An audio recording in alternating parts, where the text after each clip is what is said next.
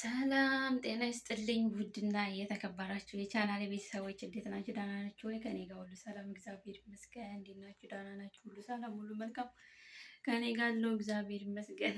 እንዴት ናችሁ? ሰላም ነው? ከኔ ጋር አለው እግዚአብሔር ይመስገን። በእውነት ውድና የተከበራችሁ የቻናል ቤተሰቦች ላይክ፣ ሼር፣ ሰብስክራይብ በማድረግ ቤተሰብ ይሁኑ ማለት ነው። እስኪ ላይክ አድርጉ። ምክንያቱም ሰብስክራይብ አድርጉኝ ማለት ነው። እንዲህ መቼ ነው የምወጣው? ከ1600 ማለት ነው። መቼ ነው የምወጣው? የት ናቸው ያላችሁትኝ? ስንት የተረፈ ቻናል እና ላይክ ሼር ሰብስክራይብ በማድረግ ቤተሰብ ይሁኑ ማለት ነው። ውድ ቤተሰቦቼ ዛሬ ማለት ነው የመጣሁትኝ እህታችን ሶፊያ ደጉ ማለት ነው። ከዚህ በፊት በሶሻል ሚዲያ አይታችኋትኝ፣ ያኔ ፎቶን አይታችሁ ነው ወይም እናቷን አያቷን አይታችሁ ይሆናል ማለት ነው። የራያ ቆቦ የሮቢት ልጅ ናት ማለት ነው። ሳውዲ ነበር ስትኖር የነበረው። ግን ያው በአጋጣሚ ስራ ወጥታ ወደዛው በወጣችበትኝ አልተመለሰችም። ስልኳም ተዘግቶ ነበረ ለረዝም አመት፣ ያ ማለት ለ7 አመት ማለት ነው። አስባችሁታል? ለ7 አመት ለቤተሰቦቿም እንዲሁም ደግሞ ላለችው በቃ አይደለ ከዚህ አለች አትባልም እና እናቷ አያቷ እንዲሁም በቃ ምን ለቤተሰቦቿ ማለት ነው። ወይኔ ማሽኑ ጮኸ።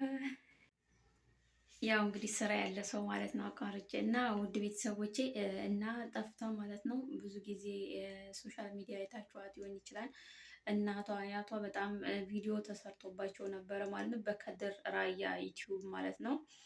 እና በእውነት በጣም ከባድ ነበር። ያው ለእኛ አብዛኛው ኢትዮጵያዊ እንደዚሁም ስደተኛ ግማሹ ሲሞት፣ ግማሹ ደግሞ በአረቦች ሲታገት፣ ግማሹ በራሱ ዜጋ ሲታገት ሲሞት፣ እንዲሁም ደግሞ በአንዳንድ ነገሮች በበሽታ ምናምን ያው ብዙ ጊዜ ያለ አይደለኛ ስደተኞች ብዙ ነገር ነው የሚያጋጥመን። ዛሬ ላይ ያው ጤነኛ መስለን ዛሬ ላይ ብዙ ነገር ያኔ ያለ አይደለ ውስጣችን ደስተኛ ይመስላል፣ ግን ውስጣችን በብዙ ነገር እየተጎዳ ነው ማለት ነው። እና ይቺ ልጅ ደግሞ ለቤተሰቦቿ ጠፍታ እንዲሁም ለጓደኞቿ በቃ ለመላያኔ ለሚያውቃት ሰው ሁሉ ጠፍታ ነበር ለረዝም አመት ለ7 አመት። ግን እግዚአብሔር መልካም ነው ማለት ነው። ያልወጣሽ ነፍስ መቼም እና ዛሬ ላይ ቤተሰብ ያው ደርሷቸዋል። እንዲሁም ደግሞ ቲክቶክ ላይ እንዲሁም ኤፍቢ ላይ ምናምን ቪዲዮዋ በጣም ሽር እንትን እያለ ያኔ እየተንሸራሸረ አይቼዋለሁ ማለት ነው። እንዲሁም ደግሞ ቤተሰቦቿ ተደውሎላቸው ያላቸውን ደስታ አሁንም እንደዚሁ በወንድማችን ከድር ራያ ዩቲዩብ ተለቋል ማለት ነው። ያው እኔ እንጃ አላውቅም በእውነት ብዙ ጊዜ ስደት ሲባል ቀላል ነገር አይደለም። ብዙ ዋጋ እየተከፈለ ነው። በባህር ሲመጣ ጀልባ ላይ ይገለበጣል፣ መኪና ላይ ይገለበጣል፣ የሰው ህይወት ያልፋል። እንደውም ደንበር ላይ የሰው ህይወት ያልፋል፣ በጥይትም ሆነ በምን በተለያዩ ነገሮች ማለት ነው። ደግሞ ሲል ደግሞ በራሳችን ዜጋ ይታገታል። የሞተው ይሞታል፣ የቆሰለው ይቆስላል፣ ገንዘብ የተከፈለለት ይወጣል። እና ይሄ ነገር እየተስተናገደ ነው ስደት። እንደገና ደግሞ ያ ሁሉ አልፎ ተመስገን ተብሎ እግዚአብሔር ደግሞ መልካም ነው ተብሎ ተገብቶ ደግሞ ያው አረብ ቤት ደግሞ ሆነን ብዙ ነገር ያጋጥመናል። መታገት እንዲሁ ደግሞ ብቻ ብዙ ነገር ማለት ነው። የሰው ልጅ መቼም ቢያንስ 75% እየለፋ እየተሰቃየ ገንዘብ ቢያገኝም 25%ቱ ደግሞ ብዙ ችግር ያጋጥመዋል። በአሁኑ ሰዓት በአረብ ቤት ማለት ነው ብዙ ችግር ማለት ነው። ብዙ እህቶቻችን አሁን የሉም፣ የት እንዳሉ አይታወቁም። እናት አባትም ልጅ የጠፋኝ አልቅሰው ልጇ ያኔ አልቅሰው እንዳይቀበርን እንዳይሉም ደግሞ አልቅሰው መርዶ ሰማን እንዳይሉ የሰሙት ነገር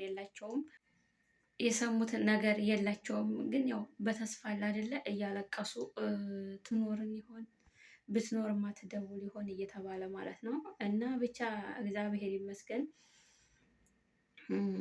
እንደዚህ ብሎም ተሰቃይተን ሰርተን ቤት ሰራን፣ ቦታ አገዛን፣ እንደዚህ ተብለን ብለን ደግሞ አገራችን ስንገባ ደግሞ አብዛኛው ደግሞ እንደዚሁ ራሱን እያጠፋ እየተታነቀ ገንዘብ ልካ እናት አባቷ ጋር ልካ ወንድም እህቶቿ ጋር ልካ ወይም ባሏ ጋር ልካ ገንዘቧን በሰላም ማታገኛለች።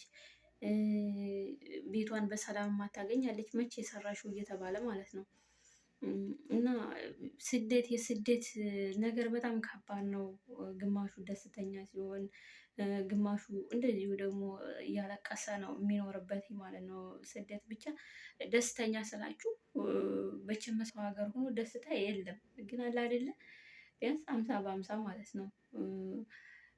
ለምሳሌ ሰርተን መቼም ገንዘባችንን ካገኘን በጣም ደስ ይለናል። ለፍተን እንደዛ ሆነን እንቅልፍ ለእኛ ብዙ ፈተና ብዙ መስዋዕት ነው የምንከፍለው። እንቅልፋችን ሲመጣ አንተኛም።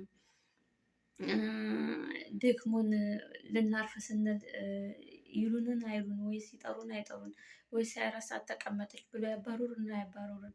እንደገና ደግሞ ሰዓት ሲደርስ ደግሞ ይሰጡን ይሆን አይሰጡን ይሆን እና ብዙ ፈተና አለው፣ ብዙ ነገር አለው። ግን አንዳንድ ቤተሰብ ደግሞ ይሄንን አይረዳም። በወር ገንዘብ ተቀብለን በወር መላካችንን ነገር ነው እንጂ የሚያውቁትኝ እንዴት ቦታ ለፍቶ እንደሚመጣ ቢያውቁትኝ በእውነት እንኳን ቤት ለፍታ የሰራችውን ቤት እንኳን ለፍታ የገዛችውን ቦታ ቀርቶ ስጦታ እንኳ የበዓል የበግ ማረጃ ብለው እንኳ የሰጧቸውን ገንዘብ ማጥፋት የሌለባቸው ነገር ነው፣ የስደተኛ ገንዘብ ማለት ነው። ብቻ ያው እግዚአብሔር ይመስገን በእውነት እህታችን በመገኘቷ እኔ አላቅም። በእውነት እኔ እንደራሴ በጣም ነው ደስታ የተሰማኝ። ምክንያቱም ከሷ ህይወት እናቷ እንደዛ በቃ እንባዋ እንደዛ እንደ ጎርፍ እየታጠበች ነበረ ተርግ ተደርጋ ወደ ሶሻል ሚዲያ ሲለቀቅ ማለት ነው። ብቻ ያው እህታችን ያው ያለችበትኝ 7 ዓመት ማለት ቀላል አይደለም። ምክንያቱም ብስቁልቁል ብትልም ምንም ብትልም እግዚአብሔር ይመስገን ተስፋ ነው። ያው በህይወት ራሱ መኖሯ በጣም በእውነት ተስፋ ነው። ምክንያቱም ሞተዋን ተብሎ መረዳት ራሱ እኮ በጣም ጸጋ ነው በአሁኑ ሰዓት ማለት ነው። ግን እናት አባት ልጄ 7 ወሩ 7 ዓመቱ 8 ዓመቱ 10 ዓመቷ 6 ወሯ እያሉ በየሶሻል ሚዲያ ፎቶቸውን ሲፖስቱ ተስፋ ያኔ ልጄ ትኖር አልቅሰው እርማቸውን እንዳያወጡ ኧረ ልጄን አላሟረትባትም ትኖራለች እየተባለ ነው። እና ብቻ እግዚአብሔር ይመስገን። እግዚአብሔር አምላክ ደግሞ ሁላችንንም የወጣነ በቃ ገንዘብ ለማገኘት ሰርተን ለመቀየር ከሀገራችን ሁኔታው አኳያ በቃ ሰርተን ለመቀየር በቃ ያን ነገር ነው። ብቻ ማንም ወዶ አይደለም ከሀገሩ የሚሰደደው ማለት ነው። ካለው ነገር የተሻለ ነገር ለማግኘት ነው እና የምንሰደደው። እና ሁላችንንም እግዚአብሔር አምላክ የልባችንን መሻት ፈጽሞልን ሀገራችንን ሰላም አድርጎልን። ሀገር ማለት ዙሪያ መግቢያ ነው ማለት ነው። ሀገር ከጠፋ ቤተሰብ የለም፣ ቤተሰብ ከሌለ ደግሞ እኛ የለንም ማለት ነው። እና እግዚአብሔር አምላክ ሀገራችንን ሰላም ያደርግልን፣ ቤተሰቦቻችንን ይጠብቅልን። በቃ መላ ስደተኛ በሙሉ በቃ ከሌ ሳይል ለሀገሩ ያብቃው፣ ሀገራችንን ሰላም ያደርግልን። በእውነት እኔ እንጃ አላስብም። በአሁኑ ሰዓት ሰው ጨካኝ የሆነበት ምክንያት በቃ ከሀገራችን አንፃር ነው ብዬ ነው የማስበው። ምክንያቱም እንደምታስቡት ማንም በሰላም ወጥቶ የሚገባ ሰው የለም። ብቻ ከባድ ነው። ላጅን ደከመኝ ማለት ነው በሩ ላይ ቆሜ ማለት ነው። እና አላቅም የሀገራችሁ ሁኔታ በጣም ያሳስባል። ምክንያቱም ወጥቶ መስራት የለም። ኑሮ ተወደደ ምናምን ይባላል። ግን ደግሞ ኑሮ ተወደደ ሲባል እኛ ነን ኑሮ ተወደደ የምንለው። ምክንያቱም እኛ እንሳቀቃለን። ምክንያቱም የለመድነው ሰው ቤት ነው፣ በወር ደመወዝ ማግኘት ነው። ሀገራችን ካገባን ደግሞ ያ በወር የሚመጣ ነገር ሊኖር አይችልም። ምክንያቱም ያለን ከማውጣት ውጭ ማለት ነው።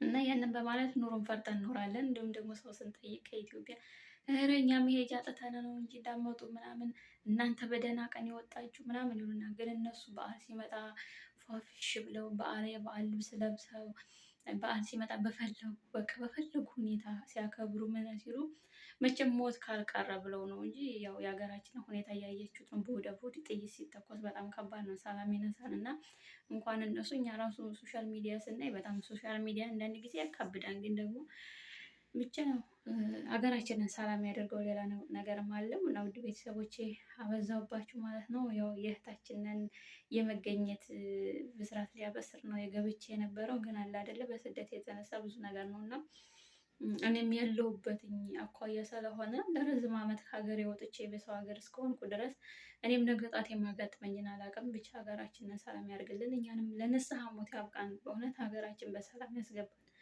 እና ላይክ፣ ሼር፣ ሰብስክራይብ በማድረግ ቤተሰብ ይሁን። አመሰግናለሁ። እውነት መልካም ምሽት